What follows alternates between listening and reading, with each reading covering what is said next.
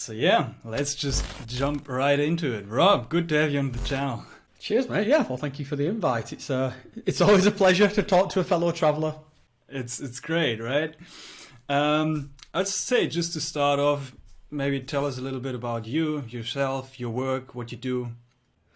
All right, okay, let's think. Well, my name's Rob. I just kind of consider myself fairly ordinary and average, to be honest. I'm originally from England. I currently live in Switzerland, and for about the last 3 or maybe, I don't know, is it 4 years now? I can't remember. I've been creating a YouTube channel called Adeptus Psychonautica, which really just kind of sprung up as originally like a blog for documenting some of the travels that I was doing at the time. I was going to South America, participating in things like Ayahuasca ceremonies, and it just kind of took off really and became a bit of a creative outlet, and people seem to enjoy it. So it's kind of like a place where I talk about, just generally commentate on psychedelic culture, I would say. Nice.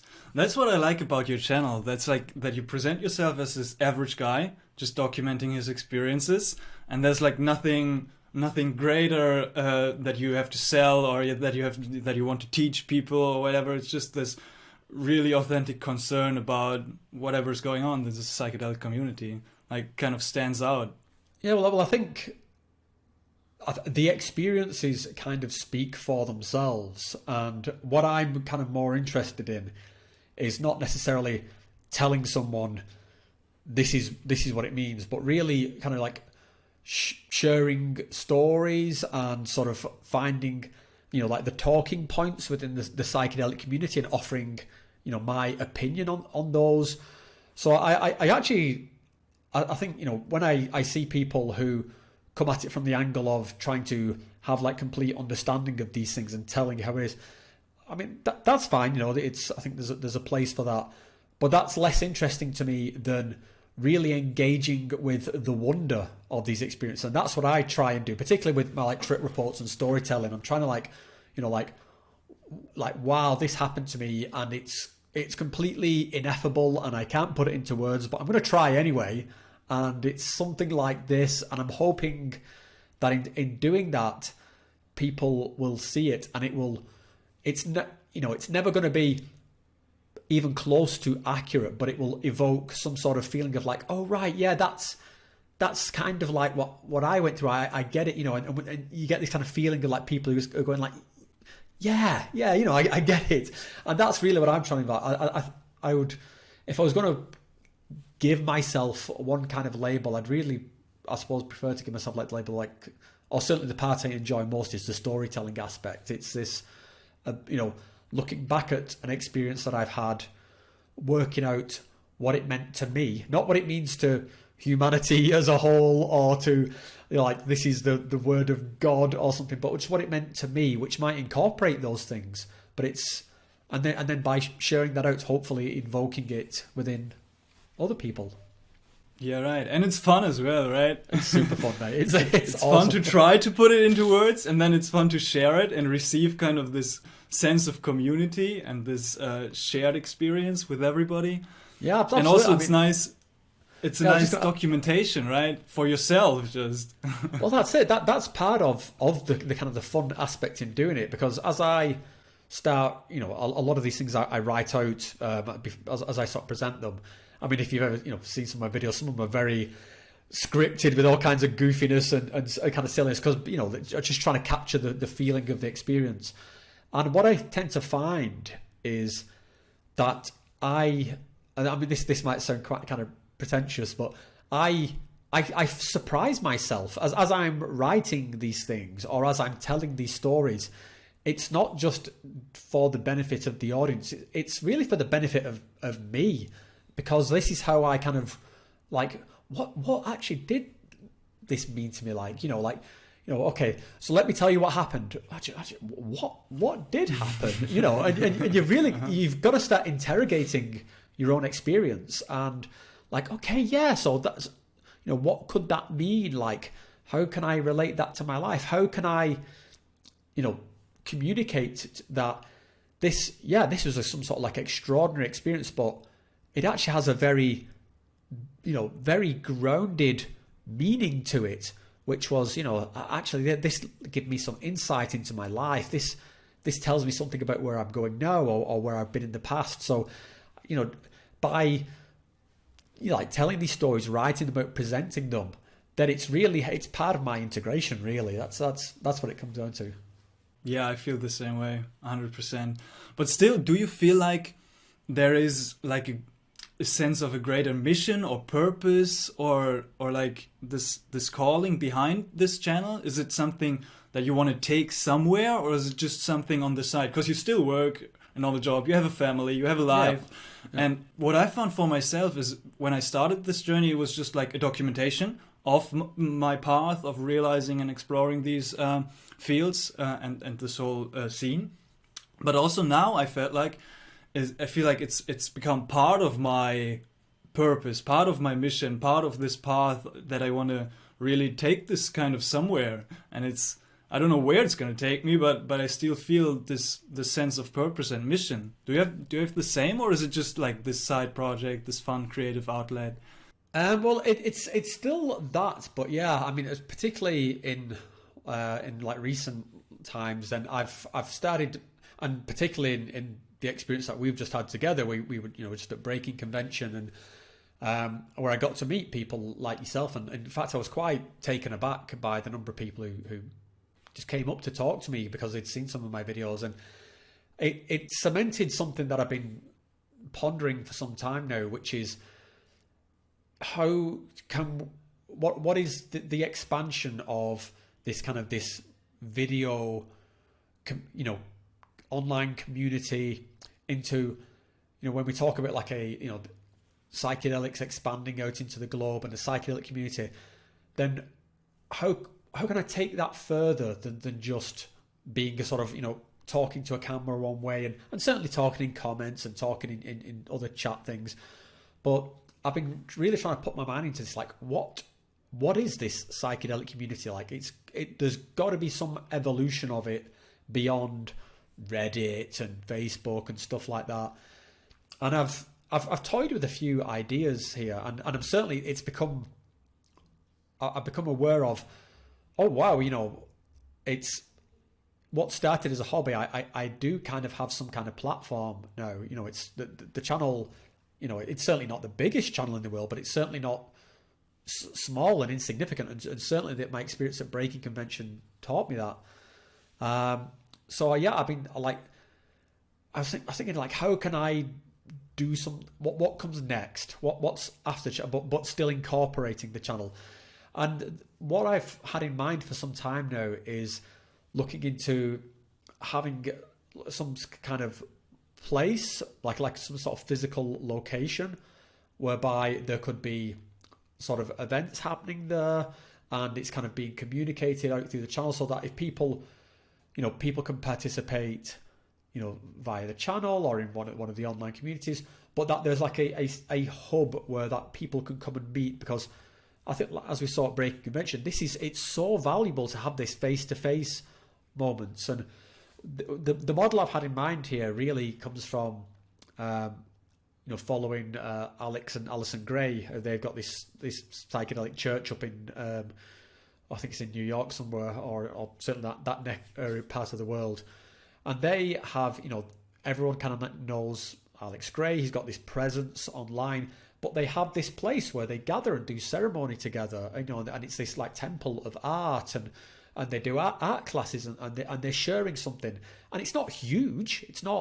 This is not some mega retreat center or anything. This is like, but it gives a focal point for the opportunity to have these physical meetups. And again, Breaking Convention also does that. It gives this opportunity, but like once a year, for people to come there. Burning Man is another thing.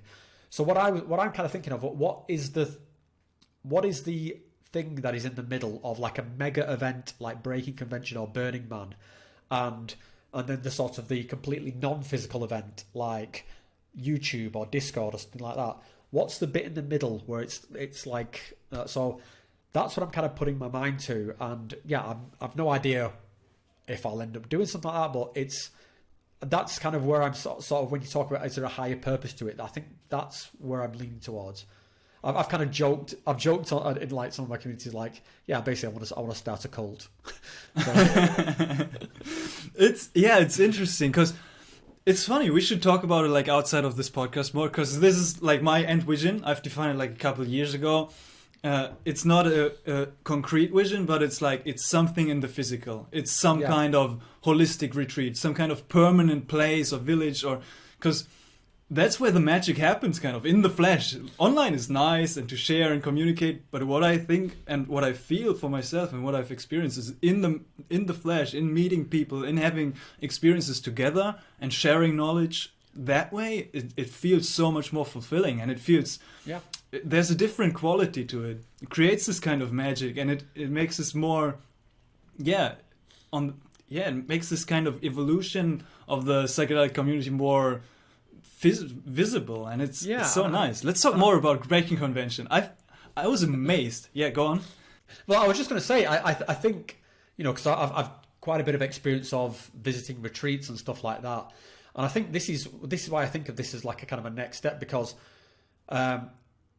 retreats as they exist today tend to be very like one-shot events. You go, you might be there for 7 days, 2 weeks, a month, whatever, but there isn't much presence outside of that retreat. It's like you do the thing and then it's over. The online community is almost the opposite. It's like persistent. It's happening, 24/7. You can go on at 6 o'clock in the morning, 12 o'clock at night. There's always somebody there. So I think if there was some kind of place whereby you could go for your 7-day retreat, but then the community is fully formed around, like it's already existing, with these, the number of like subscribers I have to my channel, the number of people, so that the online community's there, and then they can dip in and dip out of this physical place. And I think that would build such a stronger experience of like, where you could practice like, like the medicines together, talk about what works best, really sort of be physical, then be able to take that away for you and still have that connection online, So I think it's the merging of these two things, I think is kind of getting me excited. But breaking convention. Let's talk about breaking convention. It was so nice. It was such a nice experience. It was my second psychedelic conference. I went to ICPR last year. Yep. And I was expecting some kind of similar experience, and ICPR felt more towards science, more cold, a little bit more serious.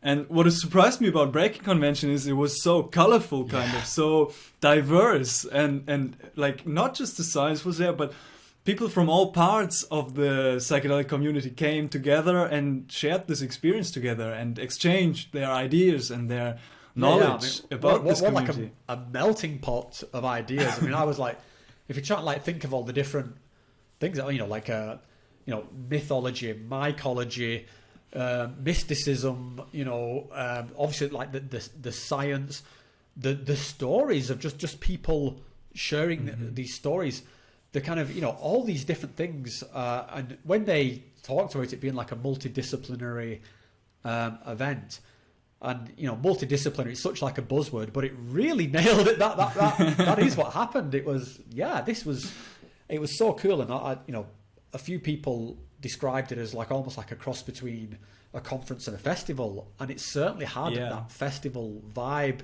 to it. And I loved it. And like yourself, I've been to two previous conferences, and I don't want to make it sound like I'm bad mouthing those conferences at all. They were very good for what they were, but very dry, very focused on, it was like data, clinical studies, fascinating stuff, or some of it a bit over my head, but it didn't quite have the heart, which I think is what Breaking Convention had. It had a lot of heart, a lot of soul. It wasn't just mind, pure mind. It was, it really spoke to me, and I will definitely be at the next one.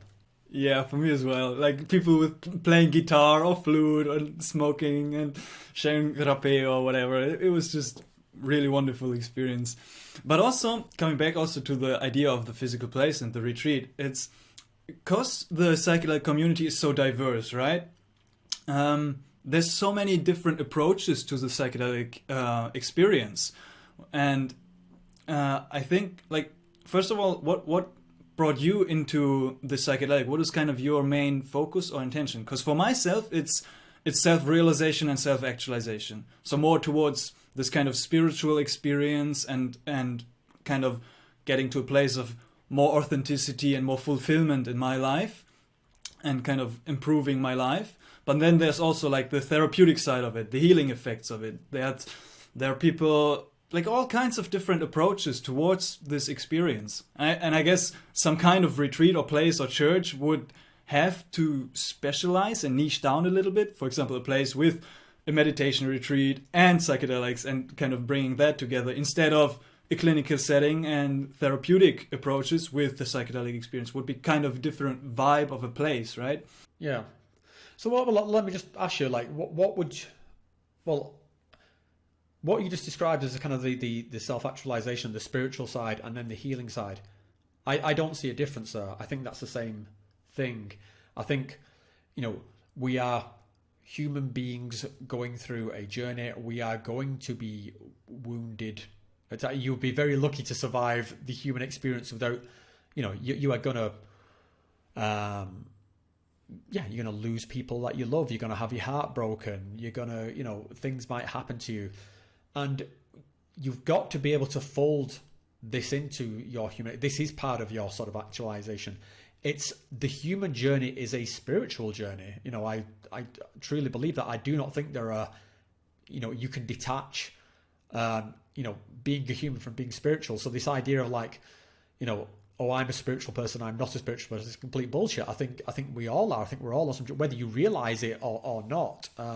That would be my opinion, because I believe that this is just what we do as human beings.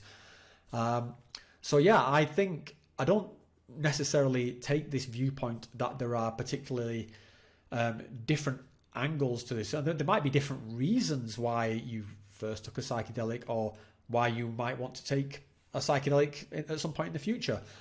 But I think it's ultimately where, even if you're doing it just for the lols, just because you want to have a really awesome time, that is a very human thing to do. There is and a spiritual thing as well, right? Kind of. I mean, there is nothing more spiritual than, particularly, being with people that you love and having these kind of, amazing consciousness expanding experiences, and, realizing that, the boundaries dissolving between you and these other people and nature. It's, or even if you're just having, just laughing your ass off and just feeling like ecstatic joy. This is spiritual, in my opinion. This is a human experience, and if that, if you can use that to elevate yourself, awesome. If you can use it just to, if it helps you get through the next few weeks because life's fucking tough at the moment, awesome. It's all one thing to me. So yeah, there's times when I take psychedelics because I'm really looking to focus on a particular aspect of me or my past, or something that's going on. There's times where I'm really looking for that spiritual, that connection to the sacred, to the cosmos. And there's times where just looking for also that. There's times when I don't even know what I'm looking for, and it's just you just realize that you kind of become lost in your own bullshit, and you just need some help to snap out of it. So yeah, all the same things, in my opinion. Oh, I that's interesting. Thanks for sharing. I agree, but I would also add to that maybe that there's kind of different degrees or different facets of how much you want to engage in this experience. For example, when you just focus on the spiritual side of it and you go into very high dose, very deep journeys a lot with the intention of broadening this your horizon and going into this nature of the sacred, but you do not have your life together at all, and you're not even barely able to survive or make money. It's like, then maybe it's not as beneficial to go into this experience and this self-exploration as intensely and in those dosage ranges as the therapeutic model, which just maybe the psychedelic approach, a little bit more lower dose experiences to get your life together and then kind of work up from there, kind of. You know what I mean? I think so. Yeah. I mean, I think it's one of those things where it kind of it really depends, because I don't what I've tended to find from psychedelics is that they will kind of like moderate what is happening. So I don't think you could have somebody who's just comes from zero. Just excuse me, I think I'm going to sneeze. 1 second. Excuse me. Yeah, someone who comes from like a kind of like a baseline of zero spirituality, zero expectations, just they just stumbled into these things, and then can just make that decision. Oh, well, actually, I'm going to start doing this. It's got to happen by some like level of degrees. The kind of as each experience happens, it opens up a bit more of like what is possible. So it's really only after you get to the point where you're looking for certain experiences that those experiences are open to you. And that's how I kind of see it. So I think like somebody who's going into a nightclub and taking some ridiculously high amounts of things isn't going to get the same kind of experience, as somebody who's deliberately set out on a retreat and has got the perfect setting to do that. They might have a very intense experience, and no doubt it might be a completely nightmarish experience.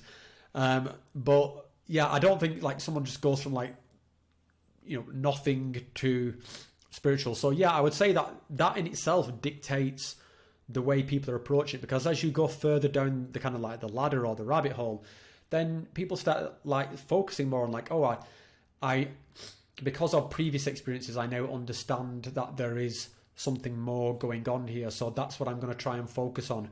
But prior to that, you didn't know it was even there to focus on, and so you have to kind of do the steps before to become aware of like, oh wow, this is what I feel about the universe. This is what I feel about my ancestors. This is what I feel about lineage, about the earth. It's I mean there can be some experiences where all that comes all in one, but even then that will then set up the future and whether you want to sort of like go down each of these particular avenues. It kind of, so it's like this constantly opening flower of experiences, I find. Mm-hmm. Yeah, for sure. What's interesting is in those conferences, for example, I've noticed we had this kind of old stigma about psychedelics, right? There's psychedelics are bad, they're gonna fuck up your brain and never do them. And this kind of whole narrative and stigma is kind of breaking apart, I feel like. I mean, there's some parts of the world, some people who still believe that stuff, but there's this kind of new narrative emerging and with new ideas and new phrases. And what I've been contemplating in the last couple of weeks or month is like actually thinking about this new narrative and some of those catchphrases in the new kind of psychedelic renaissance, and really contemplating them for myself and thinking about them and actually asking myself, are those true? Because I feel like sometimes, I mean, that's why these conferences are so great, because it gets talked about and people exchange perspectives, but sometimes I feel like I disagree. Like, even though I've maybe put on and grabbed those a couple of years back, it's like, oh, for sure that makes sense. I'll give an example right now, but now I'm like, after having more experiences myself, it's like, does it really? For example, one nice example I found is you hear it everywhere, and I don't know if you agree, but I've been thinking about it, is the psychedelic is always gonna give you what you need. Like, it doesn't show you what you want, but it shows you what you need. And now having some experiences that were absolutely confusing, sometimes they're just weird, sometimes it's just like, even in some experiences with different substances, maybe salvia, it's like, and I've been thinking, is that really what I need right now? What do you think? Like, even just like, not just taking it on, this experience, but actually like thinking about some of those new catchphrases and narrative that are emerging in this overall positive psychedelic narrative. I would say for that particular example, I actually do kind of agree with that one. I do think you get what you need now. I would say the disconnect there might be that you don't always know what you need, and so sometimes it's difficult to reconcile that back. So I think one thing you hear about with people who've had very bad experiences on psychedelics is it felt like needless suffering. It was like there was no point to it. It was just hellish. Whereas I tend to come from the opinion that if you step back enough and really think about what's going on with you, you can usually find a reason for that. So because I don't think it's controversial to say there is nothing fundamentally woven into these experiences to make them bad or confusing.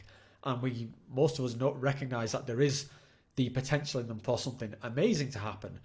And it's not embedded into the chemical itself, so it's in us somewhere. So how I interpret something, and I might be completely wrong here, and I might be completely full of shit, but if I've certainly had experiences like you described where it's just been confusing and not really going anywhere, and just sort of what seemed like random imagery, and I was just like, oh god, what is this bullshit? And everything was annoying me. And what I come to view that is like, this is some kind of like process. Like I needed to see this. I needed to it's almost like a psychic toilet flushing. It's like, get this out of me. Like, recognize like, okay, maybe I'm confused. Maybe my brain needs to purge some shit out, and maybe that's what's happening, and I'm having to go through it. And this is kind of quite common in the ayahuasca experiences that I've done, whereby you sit there in these jungle ceremonies, and you can feel like absolute shit. It can be horrible. You can be, your stomach is churning. You might be in pain. You might be sweating, and the kind of how they describe it in the shamanistic tradition is, this is your body getting this stuff out. And so when you're thrown up, it's like, that's what needed to come out. If you're shaking, then you've got to shake that stuff. You sweat it out, shit it out, get it out. And if you're feeling angry or sad or whatever, those are the emotions flushing out. You've got to let it happen. So I've tended to view all my psychedelic experiences like that. So if I'm having a unpleasant experience, then I try and find the reason in that. I try and first of all, I let it happen. I don't try and fight it, and then I try and find, well, what is this? Why am I feeling like this? Like, and I just got to, I ask experience, take this out of me, like, help me. If this is what I need to go through, help me get it out. And I usually find like sort of making my peace with it like that. It gives it some meaning, it gives it some relevance. And again, that might be completely psychosomatic bullshit, but that's it helps, I find. It's true. It's true. It helps for me as well, because I also keep that in perspective, and it helps integrate the experience. It helps make you feel good to go on and continue this path. Because if it doesn't even need it to happen, then why even engage? But I feel like it just helps to have this perspective. And you mentioned ayahuasca. The reason I wanted to contact you was because of an ayahuasca retreat experience I had recently. And it was my first kind of bad ayahuasca retreat experience. So it was a funny coincidence that we met even before I reached out at Breaking Convention. So I'll tell the story. I'll try to keep it really short, and I really want to hear your thoughts on that and your perspective. So keep in mind, I tell the story from my perspective and from my biased point of view that was influenced by my experience. I'm aware of that, but it's still it's very interesting. So it was the first retreat I went to of a random recommendation. All of the other retreats I've been to were like, I know somebody who has been there and who had good experiences with those. And that was kind of my guidance before. But this time was like, oh, okay. And this guy had a nice online presence and it's nearby and I'm just going to go there alone. So interesting. Adventure. Sounds great. A shaman or a Westerner in Europe, learn. I take it then. Yeah, it was in Germany. And it was this shaman that, well, he presented himself as a shaman who came from Spain, but he learned like 20 years in the Shuar tradition in Ecuador or whatever. And I'm like, oh, that sounds interesting. I want to meet this guy. sounds really good. And I just went there. It sounded almost too good to be true. And I went there. And it was... Is that a bit of foreshadowing that? Is it so yeah. Dun, dun, dun. I learned to tell stories because of YouTube. So I went there, we started, everybody gathered together. They were like, yeah, it's maximum 20 people. Okay, maximum 20, that's fine, with like a couple of facilitators. Still the biggest ceremony I've done. I've done like, I like those kind of smaller groups of 8 people maximum maybe. And they were preparing the space. And they were preparing, and more people came, and we're like 35 people at the end. So I was like, oh, that's a lot of people in one room. Okay, let's see. Still open. And kind of, it was a weird vibe, but fine. Everybody was to themselves, preparing for their journey.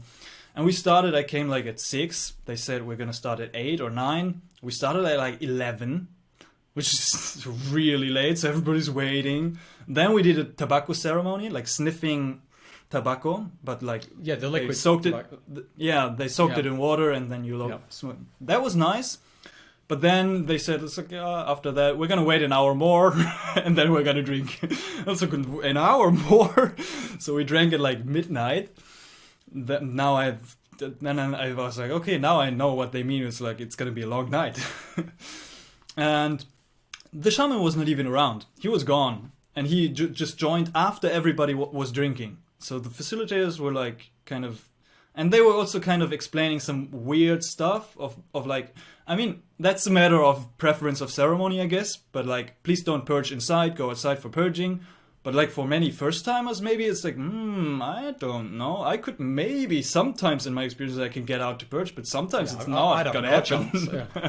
Yeah, right? Like these small things. And they were like, yeah, we're gonna be in a trance too. Please don't call for help. I mean, if you want something, you can sit here, but please wait till we acknowledge you, and then we can, I don't know, help you. This is like, okay. Like small little things. It's like, they were kind of weird to my mind, but like still acceptable for me. It's like, whatever. And then we drank, and the shaman came, and this whole first night was just a whole bunch of physical purging, a lot of nausea, a lot of shitting, and then at the end of the night I purged, and it was gone. And he played his instruments, and it was fine. It was just like a horrible night of ayahuasca. It's like, this physical purging experience. I'm like, good. Happens a lot. Sometimes in the next days, what is 2-day retreat? And sometimes in the next night, it usually opens up for me. Let's see what happens. So the whole next day was weird. We just had this one room. It was cold outside, so nobody was allowed to talk in there because they were like, yeah, maybe people want to sleep. And everybody was like, the whole day I felt like, usually at retreats I feel really connected. Everybody's joyous. Everybody's sharing. It's like this family vibe, right? Yeah. And here, like, everybody was kind of to themselves. Some people didn't even speak English. Just like a whole bunch of people. I'm like, okay, maybe that's just the group. Maybe it's myself. I don't know. Talked to some people about it. Some people had similar experiences. Some people had openings and good and bad experiences. Okay, well. And I observed the shaman. The shaman was like not around at all. At the ceremony, yes, but then after, no. And then you couldn't even talk to him. There was like kind of this exclusivity about him. It's like, if you want to talk to him, it's just because it's really important, and then you have to tell us, and we're going to arrange maybe a short little talk with him. It's like, okay, whatever. It's not too important, my questions, but I would like to have some shared experience. So this kind of weird vibe about it. And that went on for like these subtle little clues kind of went on. I was like, whatever, let's just drink. Second night, I started again really late. And then something really interesting happened. We drank a little bit more than last night. I laid down, and then my experience started. And when this experience started, like the ayahuasca was kind of kicking in, I realized, in my mind at least, that this is a cult. Like, this is cold, this is a sect, this feels really wrong, and I don't want to be here. I don't want to be under the influence of his medicine and his guidance, because this feels wrong. And this, I mean, it's a DMT experience, so it intensified the meaning of that and the significance of that, intensified so much that it was just, I'd say it was a really long night to get through. But yeah, in my mind, this was wrong. What he did was wrong. And I'll get to one specific thing, I would say. I mean, even though in the FAQs, and I had some interactions with him, and I was asking him some stuff, he's like really in his tradition. He's like, even at the beginning, he was giving some talks like, it's not called ayahuasca, it's called nam or whatever. Ayahuasca doesn't have any meaning, and nobody, and my tradition is the only right tradition, and you do not have to use any other substances like smoking DMT or whatever. It's like, this is all bullshit, and this is the only way, and whatever, like really in his tradition, right? Really dogmatic about it. And this revealed itself to me in the ayahuasca experience, in my experience at least. And then I was like, okay, I don't want to be here. And I kind of drank a lot of water to purge. Then I purged, but it was like 1 or 2 hours in myself. So I had like a long night of kind of distracting myself and waiting it out. Because I couldn't fully let go, because I didn't want it to in the experience itself. Yeah. And that's the interesting point. And afterwards I was thinking about it. Where is the line between my preference of ceremony and a practice of a shaman or facilitator that is not acceptable? And I'm thinking about it as well, of like sharing the experience on YouTube and like maybe calling out names, because in my mind at this point in time I was like, I have to stop this. Even in ceremony I was like, I wanted to scream like, wake up everybody, like stop this and get out of here or whatever. I was having the thought of driving away during ceremony. Really dangerous stuff. And like, yeah, one particular thing is, I think, I mean, this kind of go outside to purge and this kind of little things, I think is a matter of preference, maybe.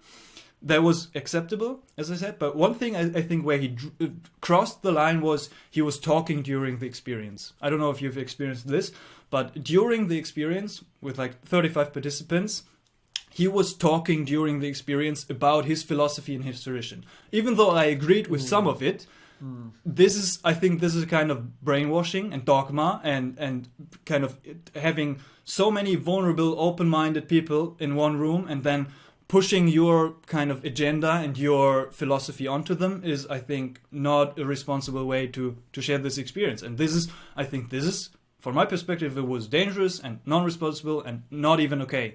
And then he was also talking to people during the experience. For example, some people wanted to sleep.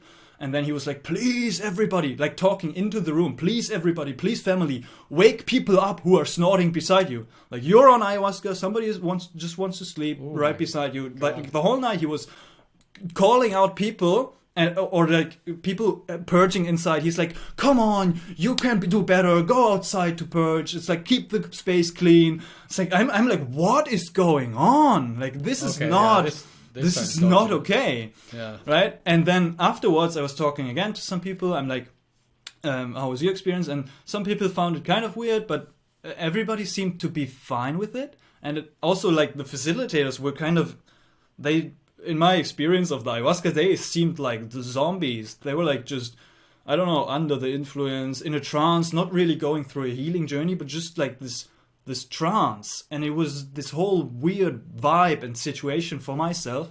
And because I went there alone, I was having nobody I resonate with to reflect upon my experience and my perception, because nobody was like so extreme in their perception of this is wrong as me.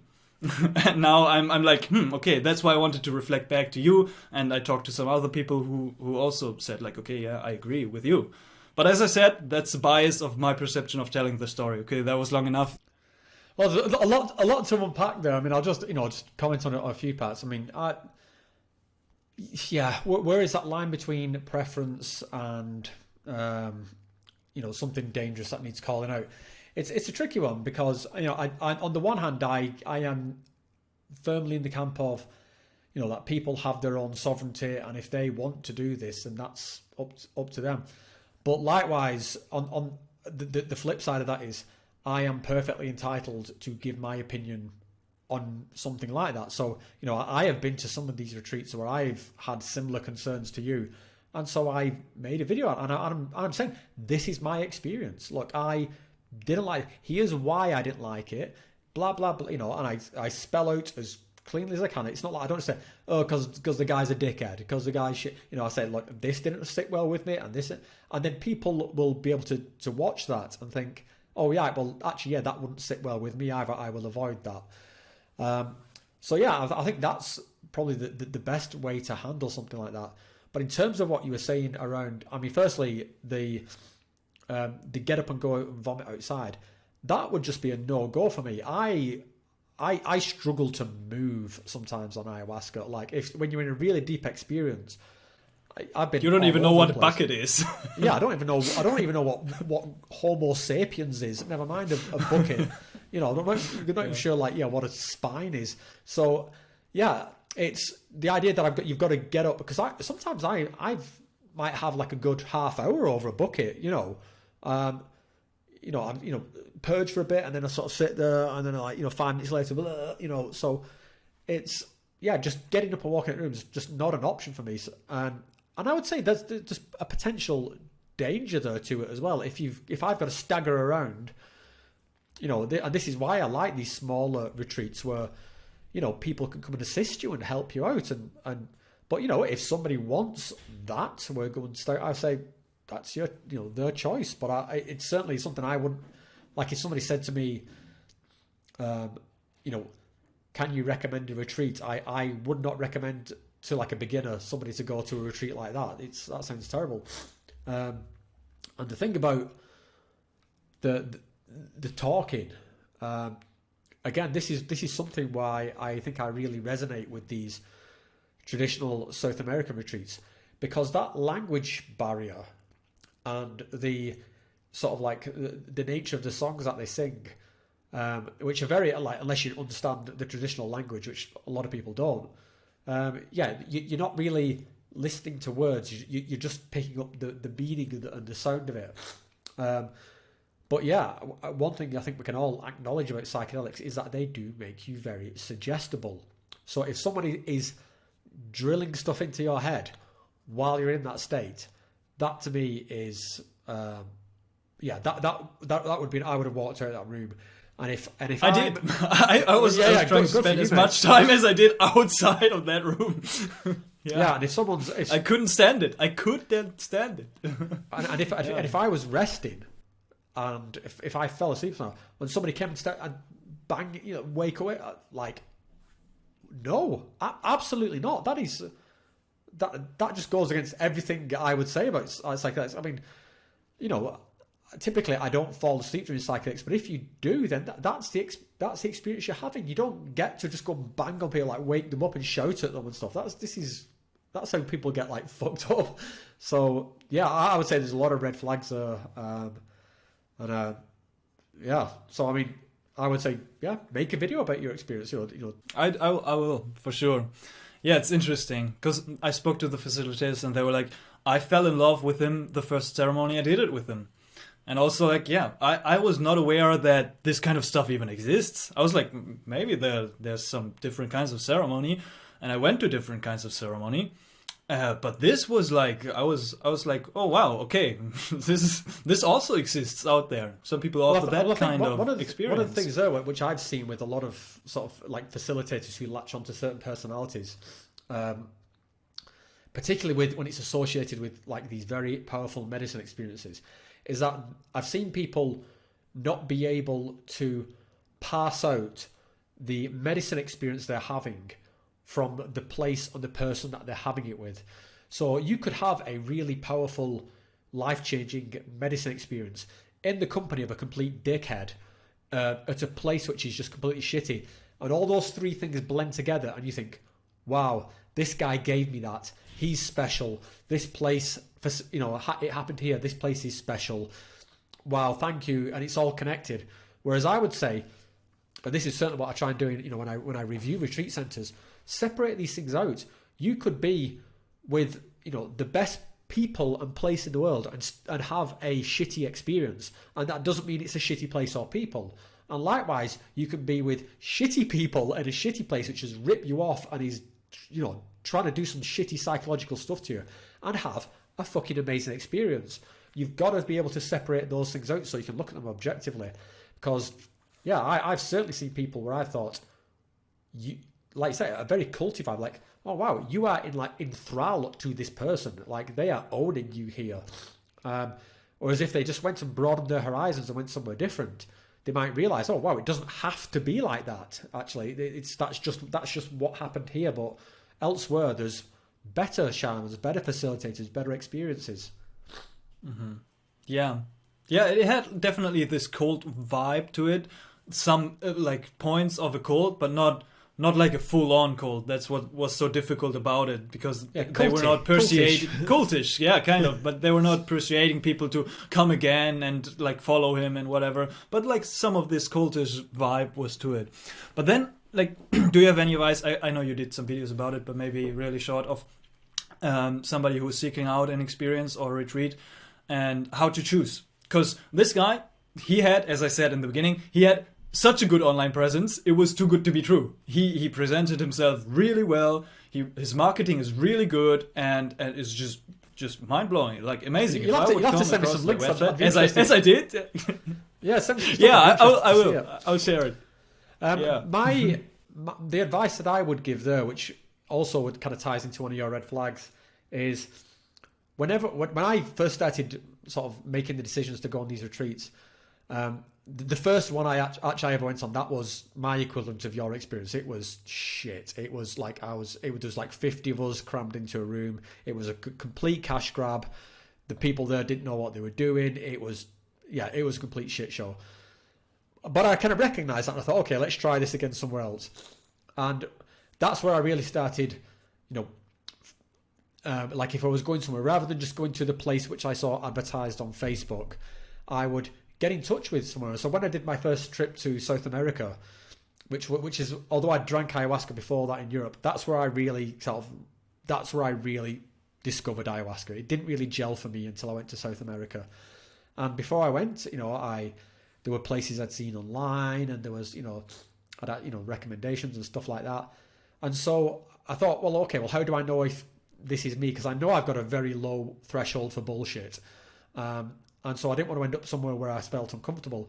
So yeah, I would encourage everyone, reach out and talk to the people there. Like if you see a center and it's good, I want to have a conversation with them first. And if they won't have a conversation, or if during that conversation I'm detecting some caginess, or like they're just trying to get my money, or they're not asking me questions which I would have hoped they would have asked me, like, have you done this before? Do you have any sort of medical conditions and stuff like that? If they just seem like, yeah, give me money, no, don't worry, then like know beforehand what it is that would make you comfortable. Like, are these my people? I'm going to spend a week, 2 weeks with these people in a highly suggestible, open state. Are these my people? Do whatever you need to do to so that you know the answer is yes before you get there. And you know what? You could still get there and find out that they're not. But I say to everyone, do your due diligence. Like, ask the questions. If someone is above answering your questions, that's not the right place. So, whatever you want to know, even if it's like what food do you serve, what happens on, what's the schedule, what will happen afterwards, do you speak English? How many, is there someone there to, like, can I talk to the shamans? Like, are they available? And yeah, I found all the good centers that I've been to have been completely receptive and open, and will happily answer whatever questions you've got. A lot of them will do like Skype calls or Zoom calls before, specifically to have these kind of conversations, so you're not turning up blind. And so that you'll have, someone will get on the phone with you, and so that you feel you know someone before you get there. And the bad centers, I find, don't do that, and have something similar to where it's like, the shaman's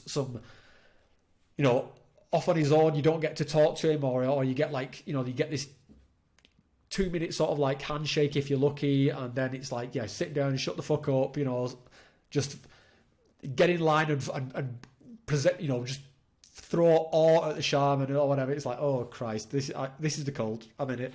Yeah, right. Yeah. And also I would add to that, is like, if you find yourself in such a situation, you did the research, you had the call, and you still go there and you find like, maybe after one night, like, I don't know if this feels right. Don't be afraid to say no to drink again. Yeah. Maybe even though it's maybe hard for the loss of money, but it's like better that than have such an experience that is. Yeah. I mean, loss of money versus loss of sanity and sort of thing. And, yeah, that's something else. I when I have people message me and they say they're going to drink ayahuasca and they're really nervous and or even like you say, you get there and you're not sure about the place. Just always remember, there is no sword over your head. You can always say no. You can say no. I don't feel like drinking tonight. And you give yourself maybe the night before was a bit too heavy. Maybe you're not sure about the place and you just want to give it a bit more time to work it out. Yeah, you can say no. You don't have to get up and drink. So yeah, I would encourage people, just do whatever it takes to sort of make yourself feel comfortable, because, like I said, these are incredibly suggestible, mind-opening substances, and if you're not comfortable, then that's what you're opening your mind to. Mm-hmm. Right. Let's stay a bit on the ayahuasca. I have two more topics. So one interesting one, maybe a little bit of a shorter one, is the ayahuasca. Usually, sometimes it makes you purge, right? Where you talk about these heavy physical experiences and it makes you purge. And a lot of people say, like, that's part of the experience. That's the purge. Something needs to get out of your body. It's the cleansing. And I do feel that as well, especially in those kinds of experiences. Sometimes it feels even nice to just let it out, let it happen, and make that happen.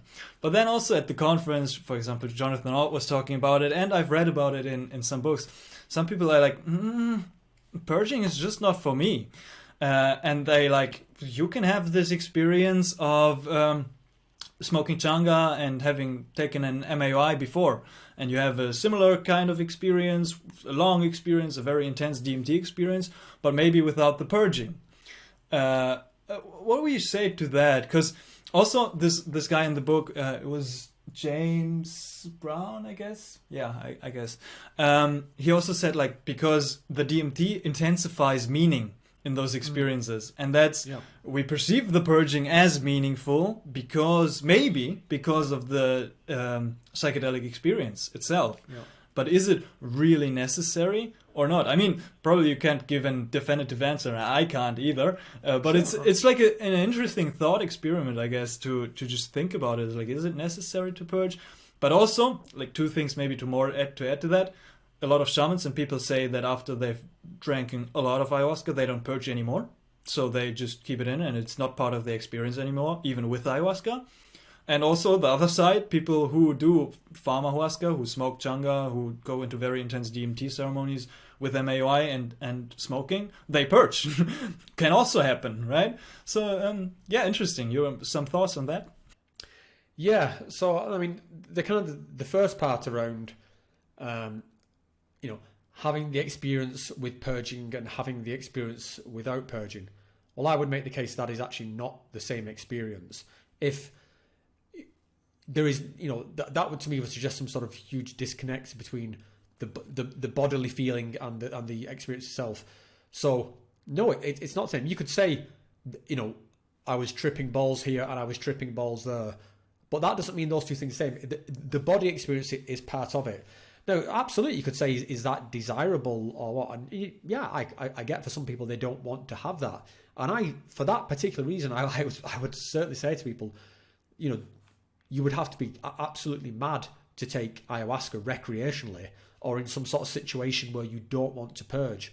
But when you're in these kind of healing situations, even if it's complete bullshit that you are actually purging out your demons or your emotions or whatever, as a scientist you just quoted mentioned, it does feel like that. Narratively, it does feel like that, and we are narratively driven animals. So if it feels like it kind of, in a way, it is it.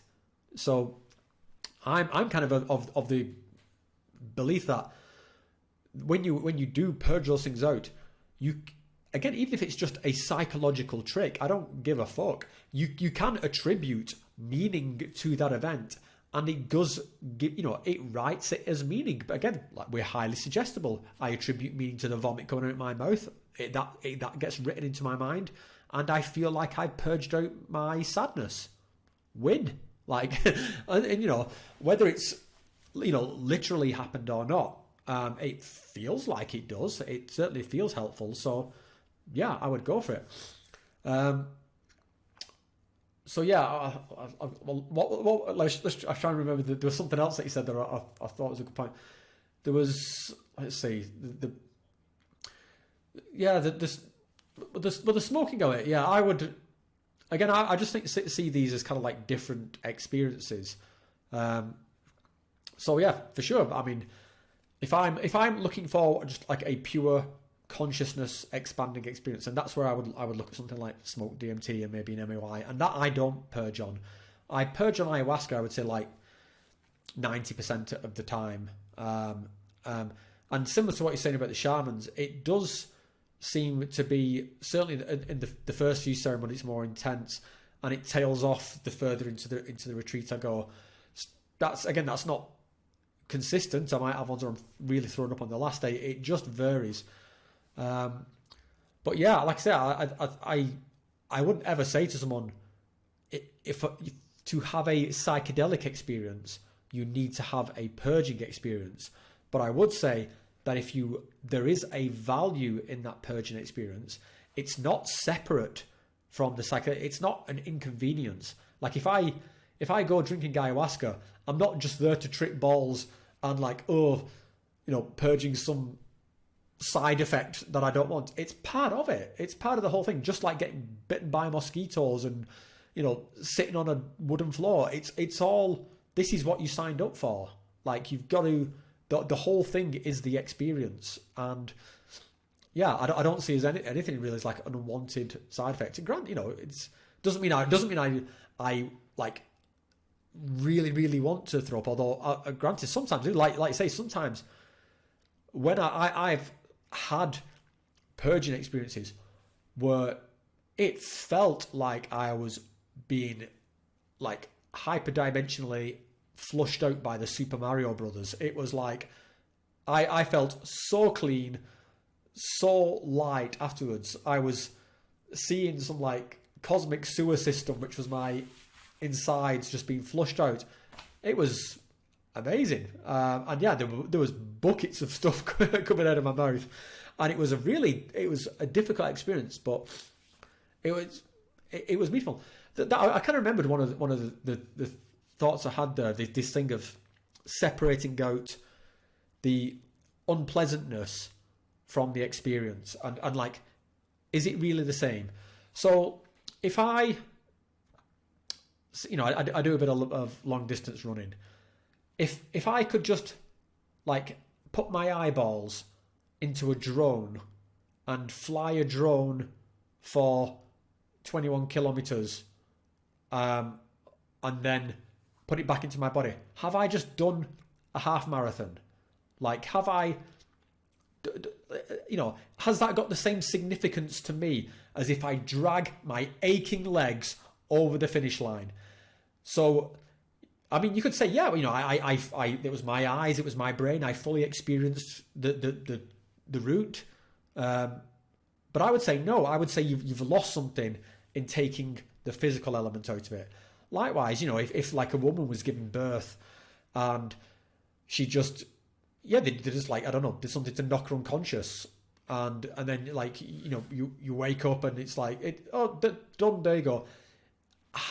Is that as meaningful as going through that, what looks like a very painful and stressful process? But there's something in that. There's something in climbing the mountain. There's something in running the road. There's something in all these things. And I get why people want to, slice off the unpleasantries, but I do think that you lose something in doing that. Do you, there is something to be learned about getting your head punched in a fight. Like you will soon find out how good a fighter you are. There's something about,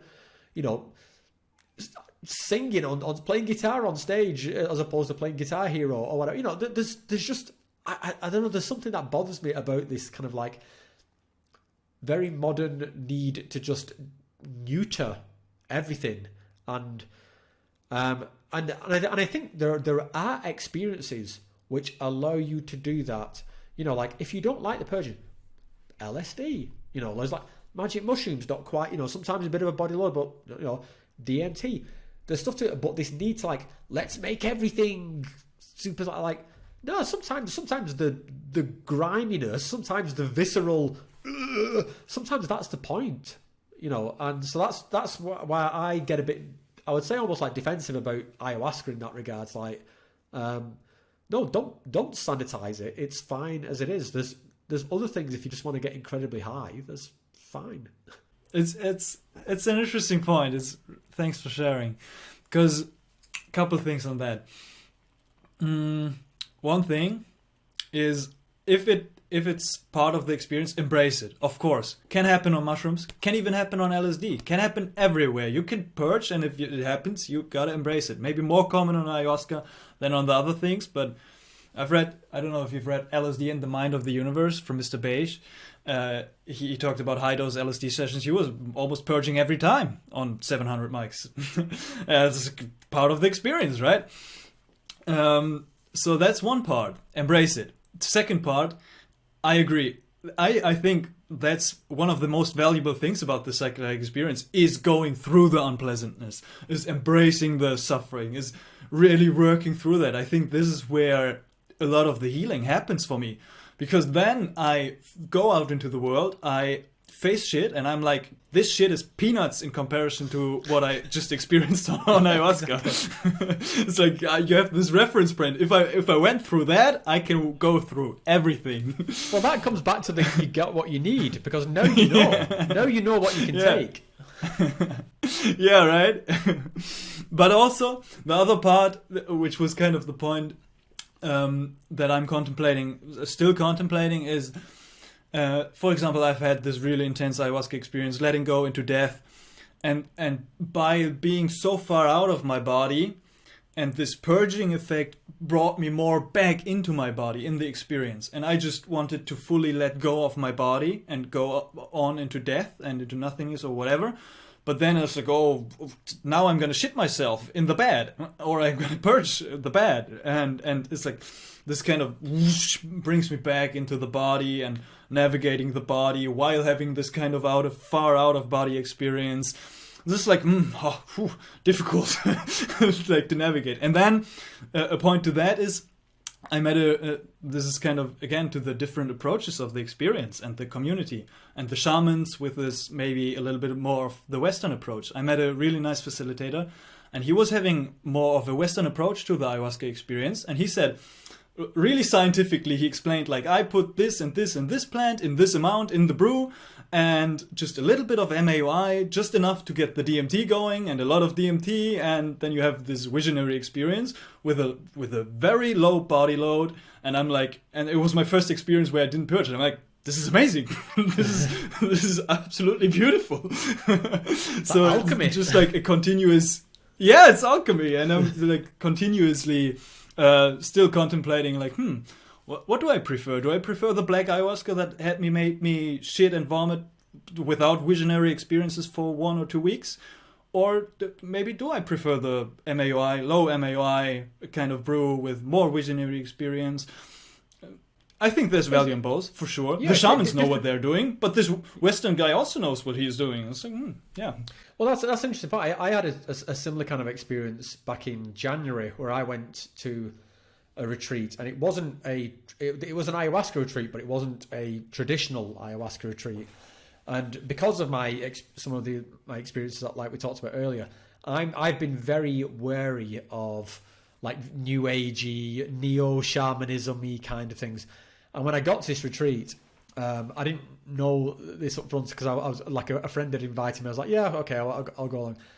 And yeah, I got there and I thought, and I realized, okay, this has got that kind of, it was neo shamanism. It was kind of like new shamanism. It wasn't, there was some traditional elements folded into it, but I was kind of like, my eyes were rolling a bit like, oh God, here we go. Now, I actually completely changed my mind on that sort of neo shamanism because of this, because this guy was so good at what he did, and it wasn't just new age bullshit.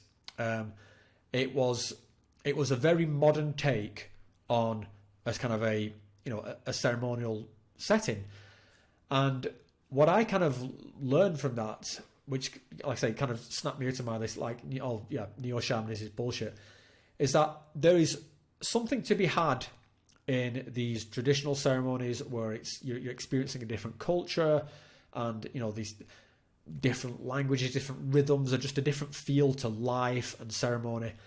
But then what I experienced in January was there was something very immediate about there not being that gulf and that cultural gulf. And so that as I was going through these ceremonies, and some nights I was really struggling, then to have somebody be able to like come over instantly and there not be this kind of like these barriers to communication, and that it felt much more, it was a much more sort of like Western setting, and it felt just sort of like, yeah, I wasn't out of my cultural comfort zone. I saw that there was a value in that as well. So all these things, like from whether it's the black brew or the the chemical pills or the this substance or that substance or this tradition or lack of tradition, they're all tools in the toolbox as far as I can see. And yeah, there will be times where you want to have an amazing, like, mind-blowing, like, deep cosmic experience. You could get that from ayahuasca, but you're also rolling the dice on all the body load and stuff like that as well. There could be a time when you want that really deep healing experience where you want to be taken way out of your comfort zone. For that, something like ayahuasca is perfect.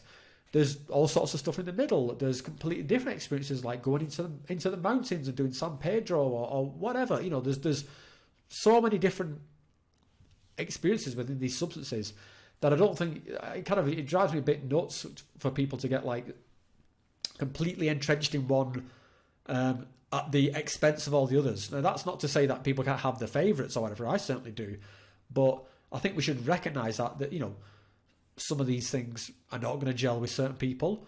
Some of these things are not for certain times in our lives. There's some points where it would be counterproductive to be having that vomiting ayahuasca experience. And likewise, there's times when it makes total sense and it can really help you. So it's just having like a very open mind to all these different things and all these different experiences.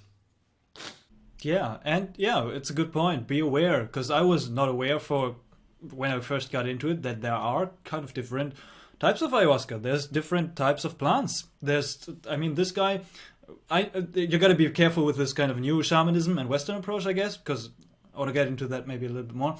But I knew he was learning from Julian Palmer, so I was like, good enough. And yeah, it's like he used the acacia, the wattle. And this other woman from the Breaking Convention, she was talking about ayahuasca from Taiwan and from the Middle East and using acacia confucia, right? Really interesting. It's like, she said it's former ayahuasca, wasn't it? They called it. Was it former ayahuasca? They called it, I think. No, it was not former ayahuasca, but no, former. I don't know how she called. Oh, yes. Yeah, it was exactly that one. Former ayahuasca, yes. Different kinds of experiences with different plants, even different combinations of MAOIs and DMT. Even though it's same chemicals, it's different experience. Very interesting. And what was I going to say? Different experiences? The Western approach and this facilitator. But also, like recognizing... I want to go into the path of the facilitator a little bit more because I'm really interested in it. And I feel like, because that's been my perspective and my path. When I first got into this stuff, really young, had my first ayahuasca experience, dabbled into psychedelics a little bit. It's like, I'm going to be a shaman. Like, I want to be there. I want to facilitate. And like now a couple of years down the road, I'm like, this is a really interesting topic to contemplate, or in to go this path of the facilitator responsibly, and I really want to do it responsibly. So like where to start, what to do, how to go about it, because then you share some experiences, and there's a lot of responsibility involved in holding such a very intense space. And the deeper I go into my journeys, I realize like there's still, like, I mean, it's an infinite variety of experience that can occur, but just having at least some or like many reference points for your own experience of what could happen in an ayahuasca experience, in a mushroom experience, in a smoked DMT experience. And then that prepares you kind of to be able to hold the space for other people. But yeah, I've been contemplating, first of all, where to start. I mean, I know, but how like when to know when do you feel ready? When is the right time that you feel, okay, now it's enough? It's 10 journeys, 100, 1,000, 10,000. How much books do I have to read? I'm reading books at the moment. There's like psychedelic literature and studies and all that kind of stuff, because I don't come from this academic background. It's more like a personal approach, learning from mentors, seeking them out, going to them, and yeah, going to the ayahuasca retreat. Facilitate there, right? That's like a good starting point. Maybe like just a word of caution, maybe from your side as well, to go about how to go about responsibly of the path of the facilitator as a Westerner, maybe. Yeah, well, it's one I wouldn't say I've got a huge amount of experience in, because that's not a route I've followed myself, and the reason, it's not to say I would never follow that route, because I might do, and I've certainly contemplated it, but I just recognise that that's not my sort of path at the moment. And I think one of the reasons for that is that really, when you talk about facilitators, I don't think it's got anything to do with how many psychedelic experiences you've got, or how many books you've got, or whatever.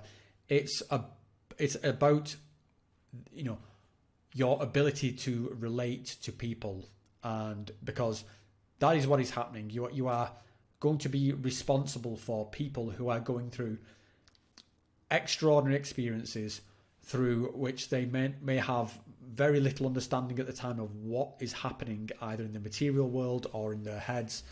Something might be people deeply upset, dealing with extreme amounts of trauma and pain and suffering, or joy and ecstasy.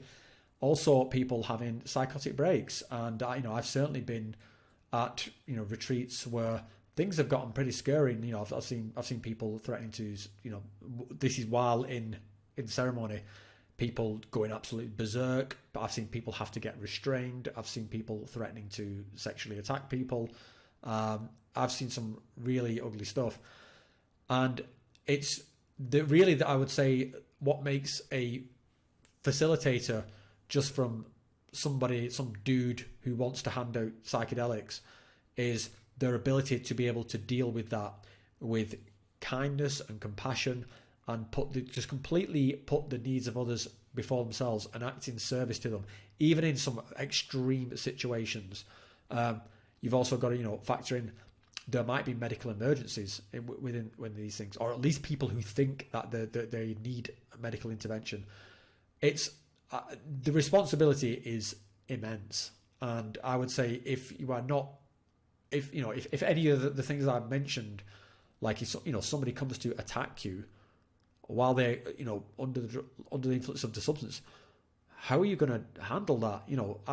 I've been on retreats with like ex Army Marines. They were huge. If they'd have gone nuts, it would have been a very difficult situation to control. So really think about this. It really is about your ability to deal with people. It's not about your ability to hand out drugs and smile at people and give them a hug when they have a little tear coming out. It's about how you deal with the people whose fucking life is just falling apart in real time. So for that reason, I kind of recognise, yeah, that's not quite me yet. And what I would say that for anyone, there's two things I would say. For anyone who wants to do that, first thing, I do not believe for 1 second that you are going to learn this in some online course. I don't think you should. There are places where are offering, to teach you stuff like this, usually for very large amounts of money. That does not sit well with me. That says nothing about the content of these things. Just that I don't believe you can learn that kind of level of human skills on an online course. I just don't. What I would say is that if you want to test yourself and put yourself to the anvil and find out if that's what you're made of, go and volunteer at a retreat center. Get yourself to South America. There's always places looking for volunteers. They'll give you like accommodation and food. You've just got to work there. You've got to be in service and do a couple of months of that and see if you made out for it. And that will tell you. You'll find out very soon whether you cut out for this. And some people aren't. And that's just truth. And I think also with a lot of these things, you need to be able to get your own ego out of the picture, because you are going to be dealing with other people's, traumas, stress, suggestibility, and to be one of these guys like the guy you described earlier of like trying to tell you what it is and program into you what it is. That is so fucked up. Like I said, the best facilitators I've ever had the joy of experiencing had this like amazing gift to be almost like psychic blanks. They could be whatever you needed them to be in any moment, and they did not impose that on you. So they would hug you if you needed a hug. They would sit with you in complete silence for hours if you just needed to know that somebody was there. They would take you to the bathroom. They would get you a glass of water. They were in complete service to you. It's not necessarily a glamorous job. You don't get to be the cool guy who's like pouring the ayahuasca and go, hey, here you go, you're gonna have a good night. Sometimes it's like you're the person who's cleaning up sick because someone's just thrown up everywhere, all over the blankets, and you've got to sort that out. It's a real job of service, and I think it's like I say, the people I've just got to pay tribute to the people who do that and do it well, because god damn, some of these people are angels. Just absolute angels. But that's really all I would say about facilitation. Like, make sure that try and take your ego out the picture and make sure that you know what you are getting into. Good, yeah, I agree. It's about like being humble. Really, it's selfless service. It's selfless, completely. Yeah. Mm-hmm. Stay grounded. Stay grounded and be able to ground others as well. Like that's how grounded you've got to be. Mm-hmm. Again, potentially in the face of someone screaming at you and perhaps threatening to hurt you, you've got to be able to. Like I've seen one guy. I won't mention any names, but there's one guy who was absolutely great facilitator. I have never seen somebody so lovingly jiu-jitsu restrain someone. Like he did it like he was like this guy was going nuts, and he had to be pinned down, and this guy was just holding him down, and like it's okay, still no anger, no but the guy had to be restrained, and that's you got to do it. Luckily, this guy was a tank, so he could do that. But again, that's what you need to ask. If you are going to hold a ceremony, and guys like somebody like me, I'm not the the biggest butchest guy in the world, and 3 massive chonko beasts walking. What am I going to do if the shit hits the fan? Keeping that in mind, I had a 5-MeO. I watched a 5-MeO DMT ceremony as well. This was this big guy, and it took like 4 of us to keep him down because his life was falling apart. So be aware, like if you want to get into it, maybe at least that's been my approach so far, because I want to get into it. Is be aware of who you feel comfortable in guiding, and maybe start very, very slow. So what I do is very, very low dose ceremony, and I just see and observe, and I make myself comfortable in the space and make them feel comfortable, and just get into that, because in the higher dose journeys it just gets very intense, and you gotta have the skill to do it. Watch other people do it, how they do it, because also this one guy, he was my friend actually, with whom I went to the retreat in the Amazon. He was running out naked into the jungle, jumping into the Amazon River. Yeah, what you gonna do? I mean, you see some absolutely fucking crazy stuff. I mean, I've seen like people just give out the most like blood curdling screams. You get people also. I mean, I don't want to pin. You can also get people like ecstatically happy, and you get all that good stuff as well. But again, that also needs a kind of like that kind of grounding presence to it. Otherwise, it just turns into like some sort of like manic, crazy house. So just to have those people who can just be there and just hold the room and just not impose themselves onto it. Like I say, it's such a skill. There was a term that I picked up on one of my retreats where I was talking to this lady who was just, like I say, just an absolute angel, possibly one of my favorite like facilitators ever.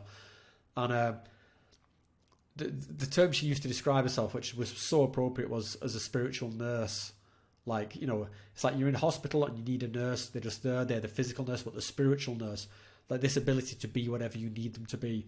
And my God, she was amazing. So yeah, that's what you need to be. If you're going to be a facilitator, can you be a spiritual nurse? Mm-hmm. Yeah. Before we wrap it up, I want to go maybe into one or two short level topics. Regarding the dangers, for example, we talked about like shit can hit the fan and it can get tough and rough and very, very weird. And I think there's different facets to dangers of this work. And as I said in the beginning, the narrative at the moment is it's going to be healing. It's going to be great. You're going to take a psychedelic and you're going to be fine. It's like, no, I think even taking psychedelics and working with them, maybe in a ceremonial setting, by yourself, alone even, especially alone, it's a skill that you can learn, that you can kind of prepare yourself for, and yeah, to kind of navigate this space. And even though I've journeyed so deep and I've had my journeys, right? Sometimes I go into another one alone, and then a whole new experience unfolds, and my body kind of scramps and convulses, and I'm like, am I going to be fine? Like, is my body going to be fine? Is this dangerous? Even like this facet of the physical danger, then the facet of the madness of stumbling into really unresponsible situations, like myself walking outside on 600 mics of acid, climbing a mountain of rocks and breaking my toe, and then not being able to get back to my home alone. It's like, what do I do? I feel like passing out. This is maybe dangerous. And then even the facet of what's true, what's delusional, falling into delusions, creating belief systems about different experiences you had, and then taking that as truth, the Messiah complex, right? There's a lot of dangers, I guess, in this work. And I think those, or from my perspective, you see, those dangers are not talked about enough. So did you have experiences where you were kind of on the edge, where you recognized like, oh, wow, this is dangerous. I am in a dangerous situation. How do you handle that? And maybe how do you prevent that even from happening to fully go into the trust of letting the experience unfold? Well, I don't think I've ever really been in a situation where I've been in physical danger as a result of psychedelics. I've certainly been in situations where people I've been with have started doing stupid shit. Like, I had when I was in my 20s, I had a friend who we'd taken some acid, and I was living in a sort of tower block in Manchester, and he climbed out on the window ledge, and he was, off his face on acid, and that could have ended badly. And fuck knows how I would have explained what happened there.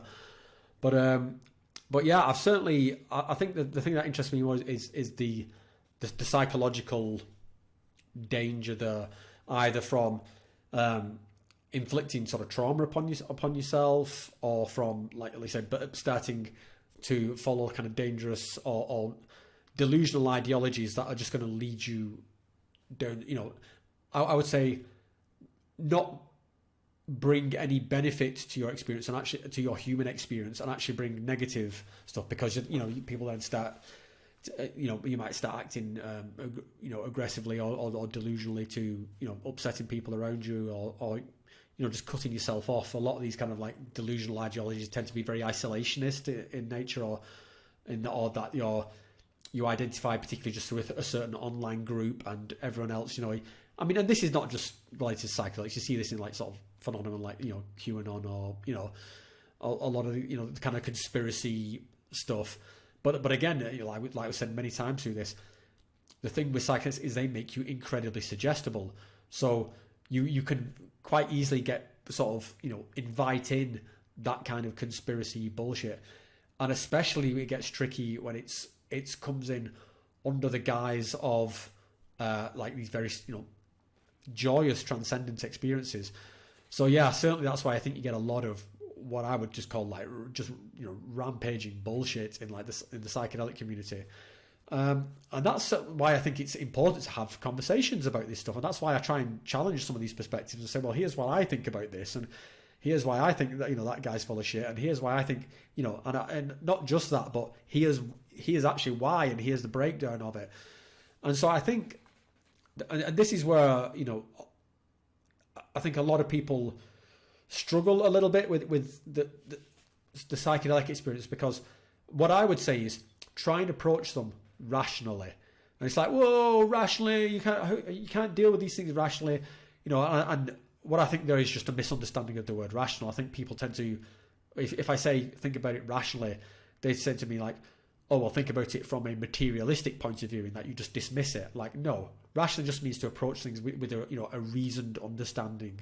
So that's how I approach my experience. I can recognize these experiences are transcendent, magnificent, vast, beyond, greater than me. I do not strip away any of the majesty of these experiences, but I bring it back to, well, what does that mean to me? How can I use it in some way that's bringing me a benefit? If I one that jumps to mind recently, I was in dialogue with a guy who was because of the psychedelic experiences he was absolutely convinced that the Chinese had planted nuclear bombs at the Super Bowl and were going to try and invade America. And I was saying like what does that bring to you? Like how does it help? Like you, and he was absolutely feverish about this. He was telling everybody, like, dude, what does this do? Let's just say it's completely true. What are you going to do about it? You're going to go and try and go to the Super Bowl and look for nuclear devices. Do you know what they look like? Do you know how to disarm them? Like, what are you going to do here? Like, and this was somebody with kids like me. He was completely lost in it. Luckily, the Super Bowl came and went, and no bombs went off. Maybe he got there first. But yeah, and I would say the same things even about these spiritual, what feels like a spiritual ideology or stuff. Is it actually bringing you any benefit? If the only benefit it's bringing you is to make you smug and arrogant and condescending online, and to talk to people like shit because they've not awoken or they're not enlightened, congratulations, you're a massive twat. Well done. It's so I think everything's always got to bring some sort of benefit, and I find the way to have that benefit is just to really bring it down to this. I'm having a human experience, and I try and look at my experience in a reasoned and rational way. So that's how I kind of try and navigate those things.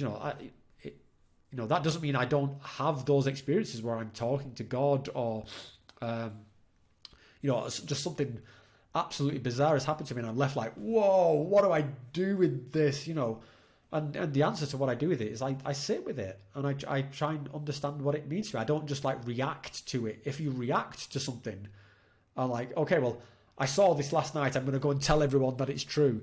Yeah, I guarantee you're going to look like a tit in like a month's time once you calm down. So yeah, I think a bit of reason and rationality should not be a dirty word in the psychedelic community, I don't think. Yeah, I agree. That's what I do as well. It's like I think that it's probably one of the biggest things or the most valuable things I've done for my practice, because like developing this holistic perspective of opening your mind to different perspectives, being open to your experience, embrace it, and then like again contemplating it through all these different perspectives that are out there. And it's like, okay. And as you said, like, does it benefit me? Does it feel good? How can I integrate that?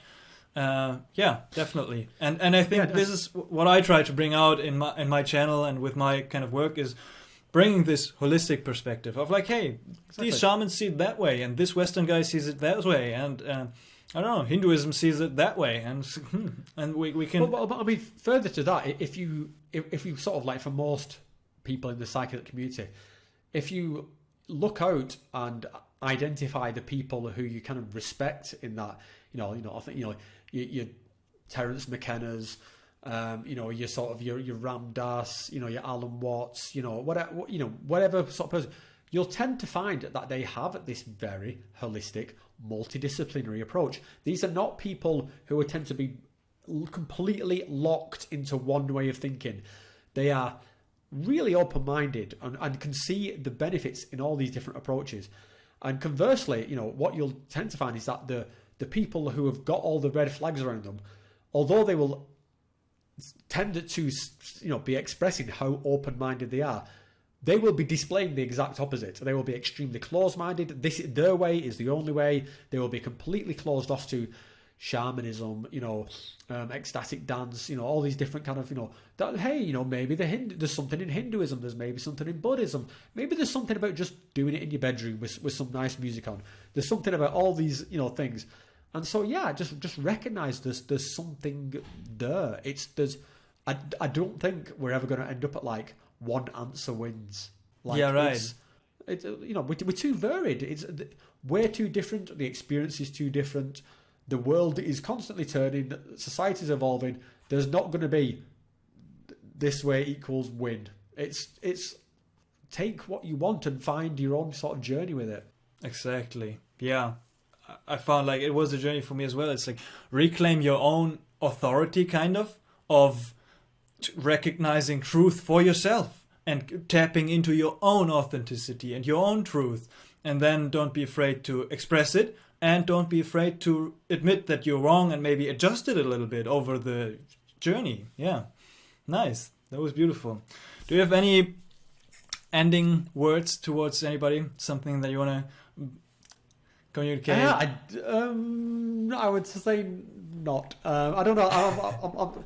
It's kind of funny sometimes. I just find endless things to ramble about, but when I'm put on the spot like that, no, I would just kind of echo all the things we've said through this podcast. Like, like you say, have your own sovereignty, sort of find your own way, ground it in your human experience. I think this experience is a gift. Make the most of it, and these substances, these experiences can help you do that. And yeah, just look after yourself while you do it, and be honest while you do it. Be honest, be authentic, and yeah, and I also just in sort of closing, I would say this has been a great conversation, Phil. I've really enjoyed it, and thank you for reaching out at Breaking Convention. And yeah, I think that's all I would say, I think, in closing. Beautiful. I would add to that, I always like to add at the end of the podcast, it's like, and don't forget to enjoy. Like, even though the troubles and the ups and downs, it's like, you can, that's my main practice. It's like learning to enjoy all of it and appreciate and see the beauty in all of it. So yeah, thanks for coming on. I really enjoyed this conversation as well. I feel like I want to do this more often. Like, everybody, let me know how you enjoyed this conversation, what you think about it. Check out Rob's channel, Adeptus Psychonautica, and his Instagram and social media channels. You can subscribe to this channel if you want to see more of this kind of stuff about psychedelics and reality. Thank you very much for watching. Thanks for being here, Rob, and cheers, brother. See you all in the next one.